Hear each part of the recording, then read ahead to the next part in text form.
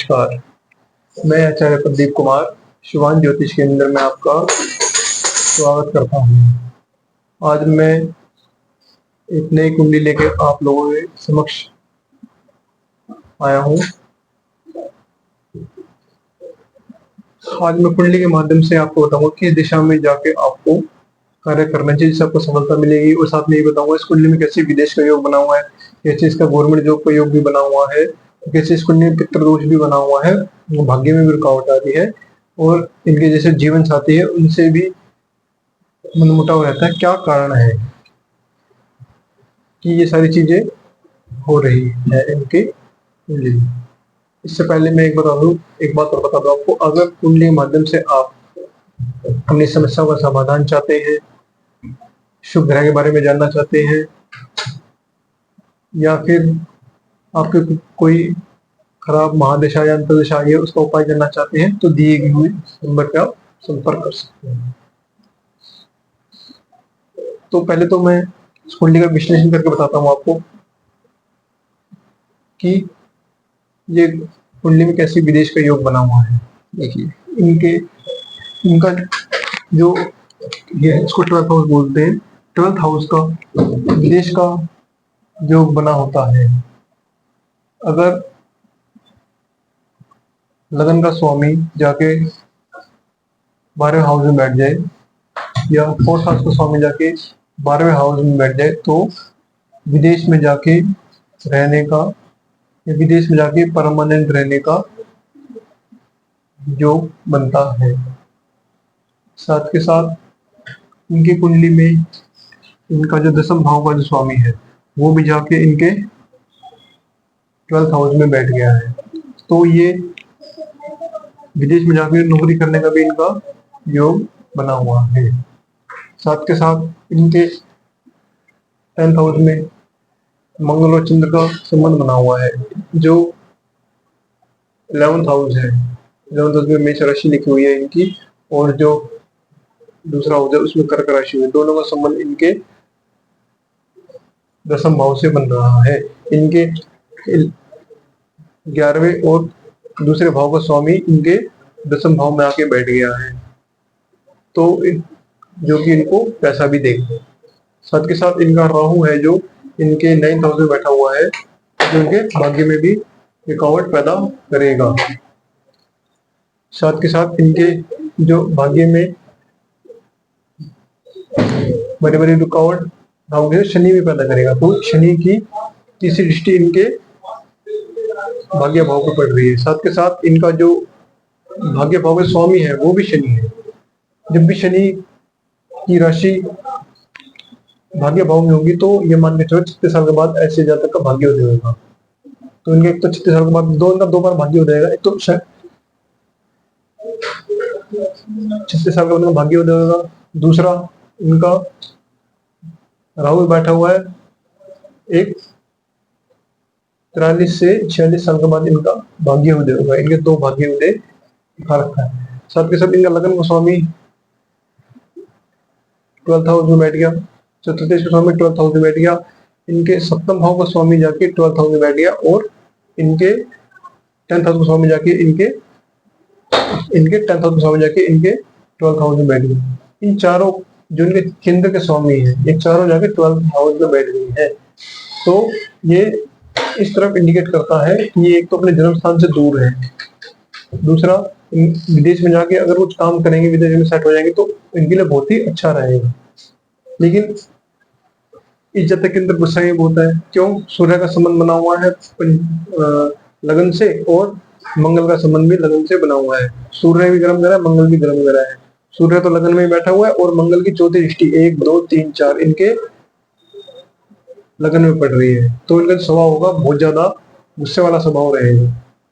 साथ के साथ इनकी शनि की दृष्टि भी इनके लगन पे पड़ रही है, तो एक तो शनि और सूर्य का संबंध लगन से बन रहा है जो इनको संघर्ष देगा। जब भी कुंडली के अंदर सूर्य और शनि का संबंध बनेगा, उसमें जब दृष्टि संबंध हो, इकट्ठे बैठे हो, तो समझ लो संघर्ष देगा ही देगा। और लगन से बन जाए तो ये मान लो बहुत ज्यादा संघर्ष देगा।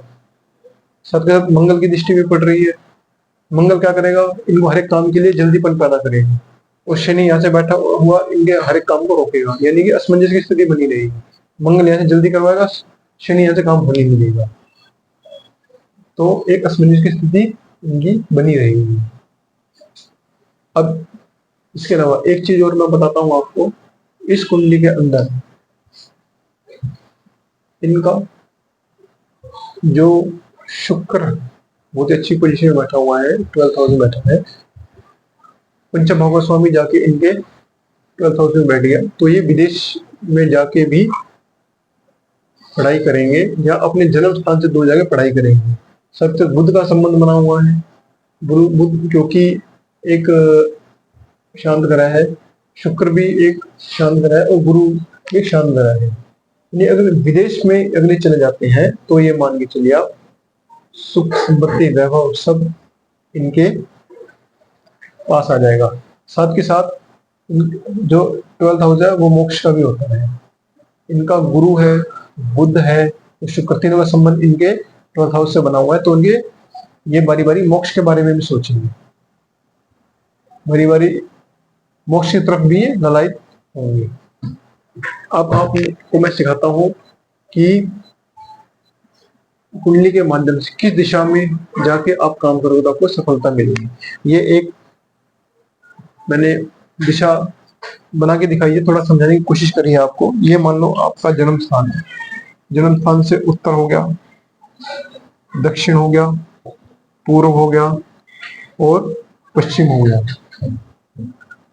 पूर्व का स्वामी सूर्य है, उत्तर का स्वामी बुध और पश्चिम का स्वामी शनि और दक्षिण स्वामी मंगल। ये अलग दिशाओं के स्वामी होते हैं। साथ के साथ ये वायव्य कोण होता है नॉर्थ और वेस्ट, यानी जन्म स्थान से आप वायव्य कोण की तरफ जाएंगे, नॉर्थ और वेस्ट, वो तो चंद्रमा की दिशा होती है।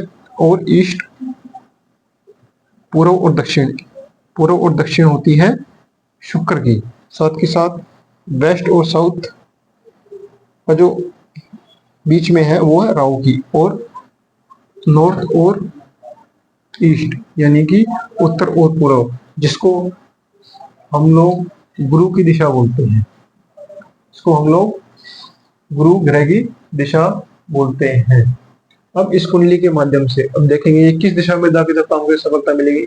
जैसे इनका 11th हाउस में की राशि 1 नंबर लिखी हुई है, मेष राशि है, इसके स्वामी मंगल है, तो मंगल की दिशा में, मंगल की दिशा क्या है, दक्षिण, यानी अपने जन्म स्थान से दक्षिण दिशा की तरफ जाके जाएंगे तो सफलता मिलेगी। साथ के साथ इनका जो चंद्र है वो भी 10th भाव में है, जो तेज का स्वामी 10th भाव में बैठ गया, तो चंद्र कौन सी दिशा में, वायव्य कोण, यानी कि नॉर्थ और वेस्ट, अपने जन्म स्थान नॉर्थ और वेस्ट डायरेक्शन की तरफ भी जाके काम करेंगे तो भी इनको सफलता अवश्य मिलेगी। आपकी कुंडली में जौन सा ग्रह अच्छी पोजीशन में बैठा हुआ है उस दिशा की तरफ जाकर काम करोगे तो 101% आपको सफलता मिलेगी। मान लो यहाँ पे अभी तो 1 नंबर लिखा है, ठीक है, मान लो यहाँ पे 10 नंबर होता, शनि की राशि होती है 11 होता, 10 और 11 के स्वामी मकर और कुंभ राशि होती है, इनका स्वामी कौन होता है, शनि होता है इनका स्वामी, शनि। शनि की दिशा कौन सी है, पश्चिम, यानी अपने जन्म से पश्चिम दिशा की तरफ जाके काम करेंगे तो उनको सफलता मिलेगी। तो इसके अलावा यहाँ पे मान लो गुरु यहाँ पे बैठा हुआ है, ठीक है, और मतलब उच्च का गुरु बैठा हुआ है, कर्क राशि मान लेते हैं यहाँ पे, और गुरु मान लेते हैं, तो गुरु की दिशा की तरफ जाके अपने जन्म स्थान को सफलता मिलेगी। यानी मतलब ये जन्म स्थान है, गुरु की दिशा कौन सी होती है, नौ, उत्तर और